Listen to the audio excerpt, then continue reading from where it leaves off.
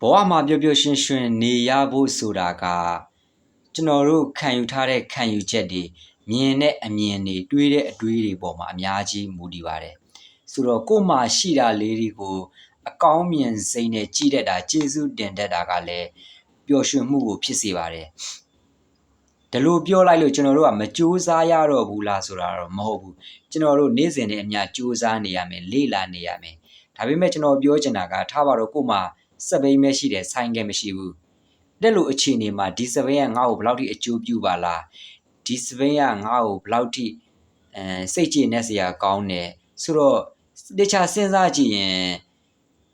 ဒီစပိန်နဲ့ပတ်သက်ပြီးကို့မှာကောင်းကျိုးတွေအများကြီးရှိတယ်လို့တွေးမိတဲ့အခါမှာကျွန်တော်တို့ကစိတ်ကြည်နေမှုရရှိတယ်ဗျာအဲ့လိုပဲကို့မှာ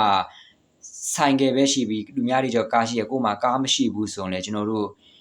ကားမရှိတာကြီးကိုကွက်ကွက်ကွင်းကွင်းမြင်ပြီးတော့ကျွန်တော်တို့စိတ်ညစ်နေလို့ပြီးမသွားဘူး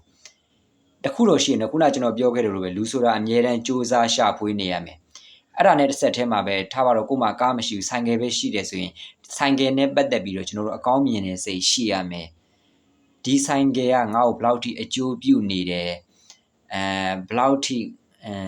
ကိုယ့်ကိုစိတ်ကြည်နေမှုဖြစ်စေတယ်ပေါ့ဗျာဆိုတော့ဒီဆိုင်ကယ်နဲ့ပတ်သက်ပြီးကောင်းတဲ့အရာတွေအများကြီးဗျာတွေးကြည့်ရင်ဆိုတော့အဲ့လိုမျိုးတွေးရင်ကျွန်တော်တို့စိတ်ကြည်နေမှုရတယ်ဗျာဆိုတော့ပျော်ရွှင်မှုဖြစ်စေတယ်အဲ့လိုပဲတခြားအရာတွေပြောရင်တော့အများကြီးပေါ့အဲ့ကြောင့်မို့တစ်ခါတလေမှာပျော်ရွှင်မှုဆိုတာကကိုတွေးတဲ့အတွေ့ကိုခံယူထားတဲ့ခံယူချက်ကိုမြင်တဲ့အမြင်ပေါ်မှာအများကြီးမူတည်တယ်ဆိုတာကိုပြောချင်တာဖြစ်ပါတယ်ခင်ဗျားရဲ့အတွေ့တွေခံယူချက်တွေကပျော်ရွှင်မှုကိုပျက်စီးစေတဲ့ခံယူချက်တွေဆိုရင်ခင်ဗျား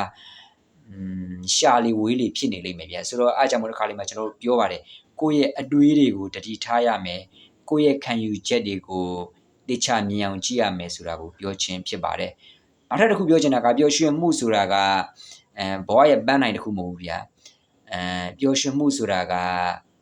ခရီးတစ်ခုလိုပဲအမြဲတမ်းမတိမချင်းသွားနေရမှာအလုပ်ဆိုတော့